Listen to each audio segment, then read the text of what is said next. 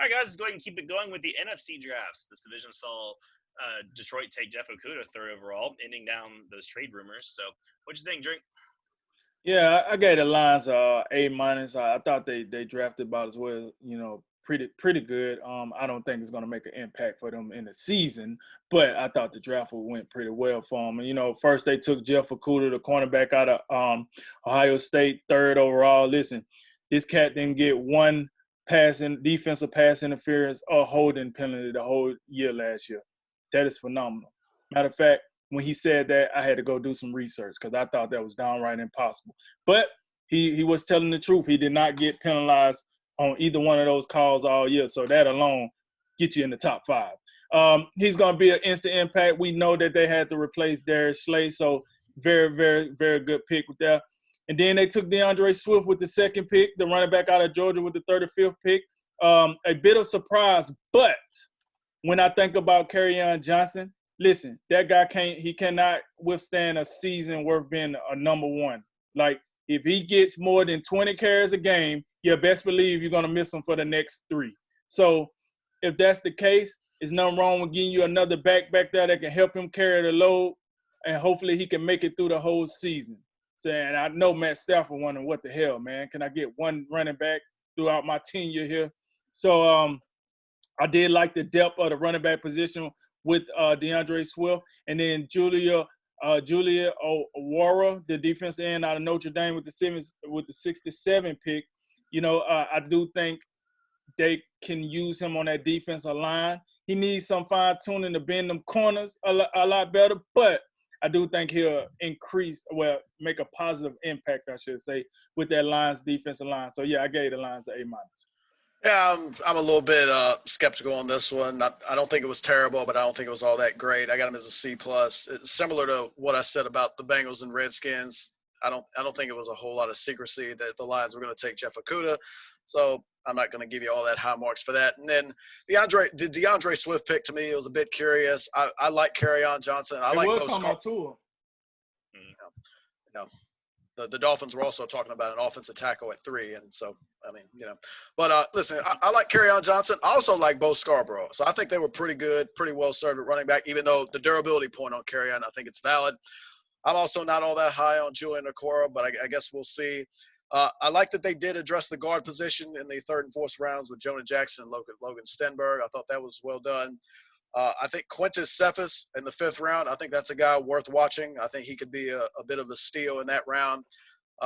Overall, C+, it's average. Not bad, not that great for me.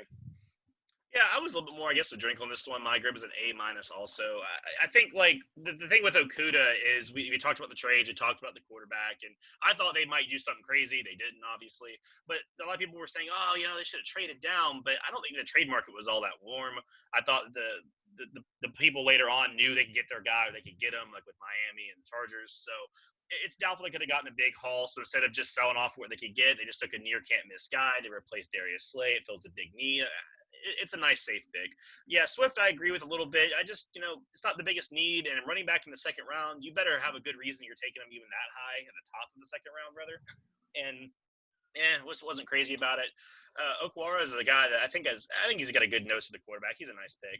Again, nothing crazy, just nice, solid pick. Big fellas in the offensive line. I like that in the middle of the draft. And then Cephas, like you said, Jay, a couple of games I watched in Wisconsin, that dude was catching everything. So he might be a really solid player, a really good possession wide receiver, if nothing else. Stafford can use to move the chain. So, I didn't mind the day 3 picks. They were all solid. Overall, I kind of liked it. A lot of big guys, can't knock it. A minus. If you catch passes in Wisconsin, you got a chance. Mm-hmm. Oh, yeah. So, Jay, he did. All right, Jay, we have the Bears up next. What do you think about them? I don't know. I don't know what this is. I really don't. Ryan Pace got me scratching my head year after year. They had they had like 10 tight ends on their roster, and now they got another one with Cole Kmet. So they had 9 before they drafted Cole. So okay, only 9. Yeah. Oh, excuse me. They just paid Jimmy Graham a nice contract to go out there and catch, I don't know, 30, 35 passes. Now they got Cole Kmet to go with the other 8 tight ends. It is. So I don't know what they're doing with that. I like the Jalen Johnson pick. I told y'all about Kyle Foe and Eddie Jackson outside of those guys. I think they needed some help in that secondary, so they got it. But after that, they had, some 5th-round picks and 7th-round picks. I mean, I'm pretty much just looking at the 2nd-round picks, and I'm split on them. One good one that's just, I don't know what it is. C-. So when we started this, I had the Bears at a B, and then I thought, what in the hell are you gonna do with 10 tight ends? So I had to move down to a B minus. That ain't gonna cut it. So moving on to that second pick, Jalen Johnson, the cornerback out of Utah with the 50th pick. Listen, shut down corner. He's gonna be a day one starter. He's really, really good with the deep ball. He can locate the ball well. He's gonna be definitely an upgrade. Jay told you why when you add him with the other 2 studs back there. And then they third pick, Travis Gibson, defensive end out of Tulane, took him with the 155th pick, a very disruptive defensive end. Will crack the rotation day one. Wouldn't necessarily call him a starter, but I do think as the year go, you'll see more and more of him. So I end up giving the Bears a young B minus for this crap at tight end. Yeah, I'd agree. This draft felt really meh for me. Like I said, that 10 tight end stat that came across on draft night, I thought they were joking. I thought someone was making it up, and I was like, oh my god, no, they really have 10 tight ends. Holy crap! I don't get what on earth would make you think, oh, we'll get another one. So I'm gonna say we're reaching for that in round 2 with 9 on the roster. Maybe not the best use of your resources. Jalen Johnson, like y'all said, is nice. That was a good bounce back though. That kind of saved this draft a little bit and salvaged it from being horrible. He's got great instincts. He's gonna be really good. The tackle, the tackle help came late, but I can't help but think like one of those second rounders probably should have been something to better help your offense in a way you actually needed. More linemen for Foles, how fragile he can be, another wide receiver maybe, just something. That offense was so anemic, and just another dude at tight end. Is that really what we got? I get your ammo was limited. You had to be careful with it, but it feels like you just squandered your highest pick, and then you just kind of took whatever was hanging out when you got there. So yeah, I got a C on this one. That's probably being generous. All right, Drake, the Vikings are up next. What you think of them? Hey, it's no secret how we felt about how the Vikings drafted. I gave them an A. I thought they did very well. Listen, you got Stephon Diggs. As soon as he heard Kirk Cousins was going to get paid, he chucked the deuces. I'm out of here. You sent him to Buffalo. And in return, what you got for him, you got Justin Jefferson. Hey, I thought Justin Jefferson was one of the 4 top wide receivers in this draft. So, in my book, you got the Stephon Diggs replacement, leg for leg, arm for arm. Day one starter. Hopefully he can come around and help Thielen, Rudolph, Cook, Cousins, and company keep that offense rolling for the future. But I love that pick. And then second, you took Jeff Glantley, the cornerback out of TCU with the 31st pick.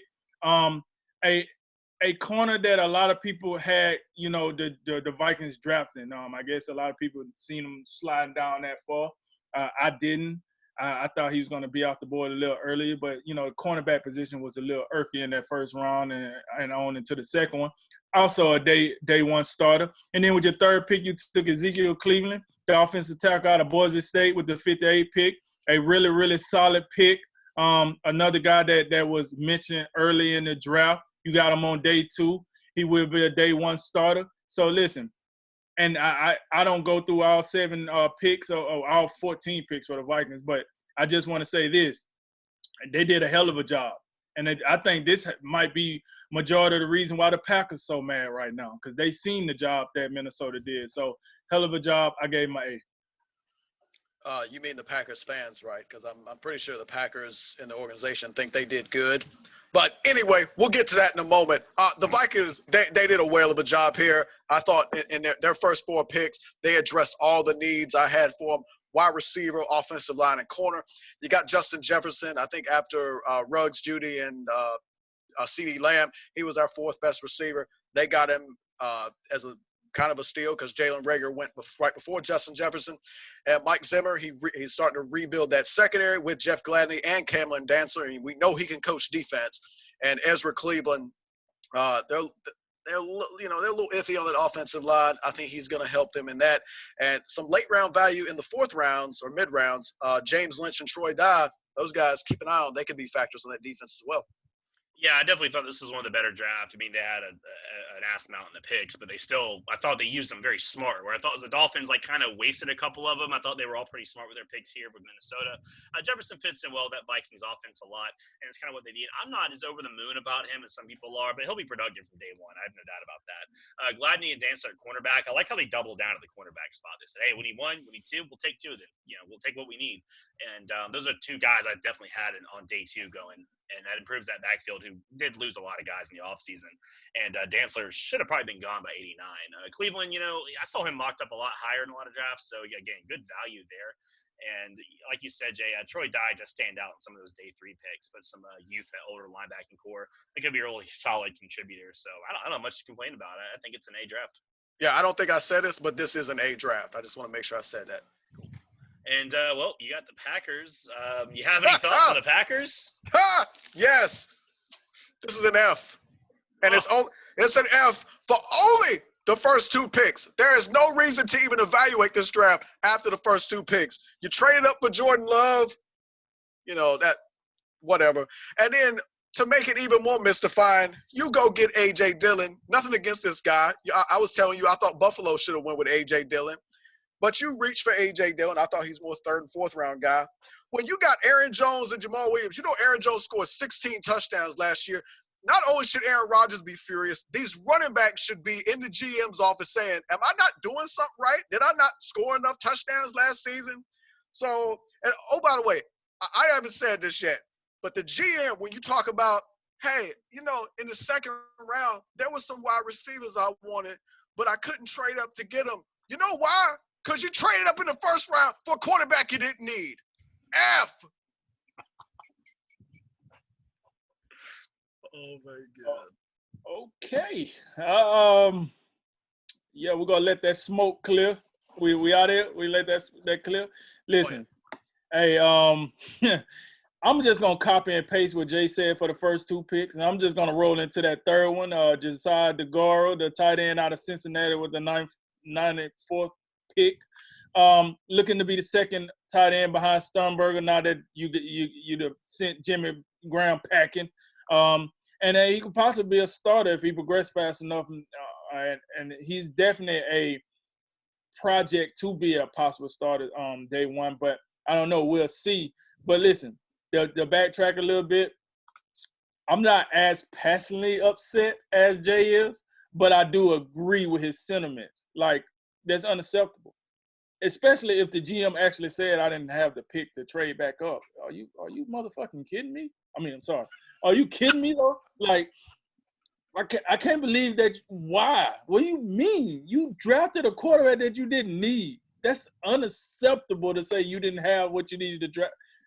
But I'm not as upset. So yeah, I gave them a whopping C-. Yep. Yeah, this one we've dug through a lot, kind of like we talked about on Wednesday.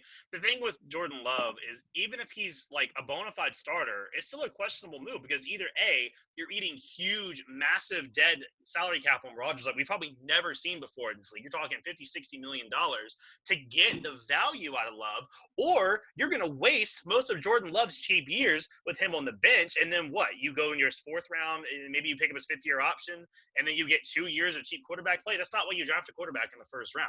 Part of the reason for doing that is to have that cheap contract. So you're squandering the most value Love's going to have. And we haven't even addressed the fact that Jordan Love really isn't probably an NFL quality starter. And a lot of people were not very high on this kid for a reason. So yeah, it could be good, but you can't even sell me on, this was some home run, kid that we couldn't pass on. Yeah, you could have passed. You could have even waited for him to fall to you at 30 or 30, 29, and it wouldn't have mattered. So, and A.J. Dillon, I like him as a player. He mauled FSU for years. I watched the dude play a lot of football, but 62? He wasn't even on the top 200 in most big boards. So, fourth, fifth round, hey, and if I could see you taking a flyer on a guy like, say, Cam Akers, went higher than I thought. But I could see why a team would look at him and go, okay, yeah, I see why we want to get him in the second. Dillon's like a high floor, low ceiling kind of running back. He's going to be just what he is. So I don't know why you would reach so high for him. It just doesn't make any sense. And, man, I combed the rest of these picks. I was trying to find something because I knew Jay was going to bring the smoke. I thought, well, maybe there's something I can salvage in here. And there's not. Some project offensive linemen. They all look like depth pieces at best. Tight end looks like he'll probably play special teams, but number 2 tight end in the 3rd round, what? This is a mess. This is even outside the Love debacle. The rest of this draft's a complete whiff. I'm giving it a D-, and the only reason I can give it a D- is Jordan Love might be good, and if he is good, maybe you get something out of this draft. But man, I gotta think that Green Bay just broke this hard. Don't worry about it, Gutekunst. Hey, your boys down here, at least they let you pass. I ain't letting it slide. Y'all need to go down here and take some draft remediation.